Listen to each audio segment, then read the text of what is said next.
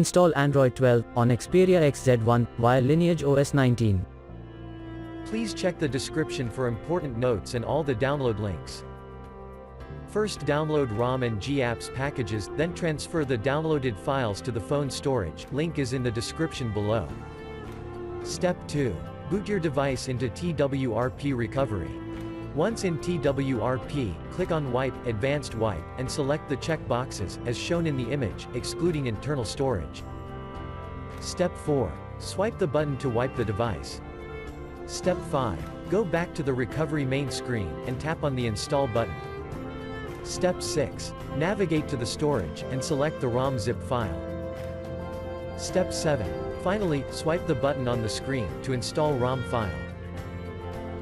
Step 8. Flash the GApps zip package, in the same manner. Step 9. After GApps flashing completes, select Wipe Cache and Dalvik from bottom left side of screen, and swipe to wipe. Step 10.